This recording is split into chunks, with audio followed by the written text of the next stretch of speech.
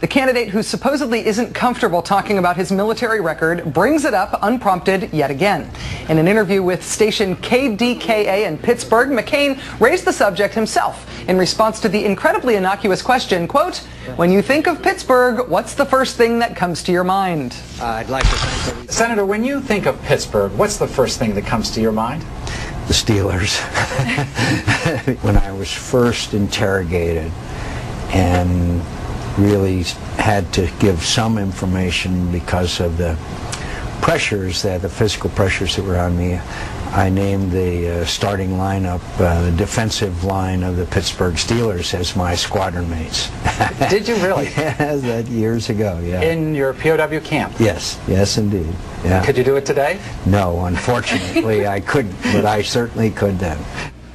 Problem number one, the famous Steelers defensive line to which McCain was trying to refer, you know, Mean Joe Green, L.C. Greenwood, they didn't become famous until McCain was out of Vietnam.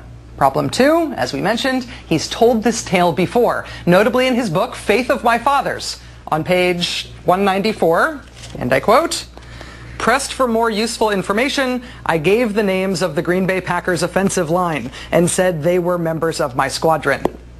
The anecdote was also dramatized for the TV movie version of the book. Starr, Greg, McGee, Davis, Adderley, Brown, Ringo, Wood. 10 points, McCain. Ray Nitschke, Arceo. Thank you, Mr. McCain. Get some rest. No rest tonight for MSNBC political analyst Richard Wolff, senior White House correspondent for Newsweek magazine. Hi, Richard. Hi, Rachel. The McCain campaign is claiming that the Steelers story is an honest mistake. One of many, it would seem. So our choices here would appear to be A, Senator McCain's memory is so bad he can no longer be counted on to remember much of anything, or B, he will say pretty much anything to be president, even pander on the very issue that's supposed to define him, the years that he spent in a prisoner of war camp. Which one of those options is more politically palatable here? You know, I'm not sure what is palatable anymore in a week where we've had wall-to-wall coverage of Jesse Jackson threatening to cut off the extremities of Barack Obama. What we're seeing here, I think, may be a memory problem. I somehow doubt it. I think this is another sign of the overexploitation of this compelling story, this compelling piece of John McCain's life story. And the problem is that the more you repeat this stuff, and where you repeat it in error and in excess, the less powerful that becomes. I mean, the reason in 2000 his aides said he wasn't trying to talk about his life story even when he was because they knew it was somehow precious and to be brought out when they really needed it. The problem about bringing it out every time is that it's no longer powerful. And on that issue of the power of this particular anecdote about giving the names of the Green Bay Packers, this was the anecdote McCain would cite as evidence for why torture doesn't work. He would say, look, I know from firsthand experience it produces false confessions.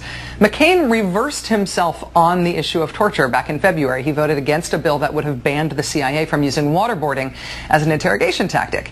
Does this anecdote, whether it was botched unintentionally or intentionally, does that have the potential of even reviving the torture flip-flop for him? I'm not sure this anecdote does in and of itself, but I think that torture and McCain's position on torture ought to be a very relevant area of debate in this campaign. Partly because he's raising it so often in what seems like every TV ad, but also because it's not just a historical issue, of course, because what we're learning every day is how the Bush administration adopted torture techniques as part of their standard operating procedure. That makes it very relevant, not just as a campaign issue looking backwards, but also moving forwards for the next president. So it is relevant what his position is, why he thought there should be some sort of exemption for the CIA. Richard, one of the great intangibles on which elections turn is the authenticity of a candidate. That's what the whole Maverick thing is about. That's why you get the lifestyle photo ops of the candidates. Authenticity seems to me to be really, really hard to generate in the minds of voters and really hard to recreate if you lose it. Do you think that John McCain is losing that sense of authenticity for voters? Well, certainly this kind of incident speaks to that kind of issue. I mean, to mistake a certain part of your life story is one thing, but this is a key, critical moment that he has repeated many times before.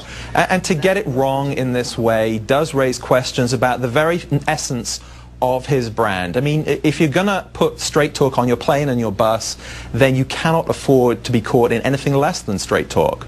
Richard, it may be months too early to say if this will cost McCain with Pennsylvania voters, but isn't this exactly the kind of thing that could cost him with Pennsylvania voters, especially with so-called low information voters?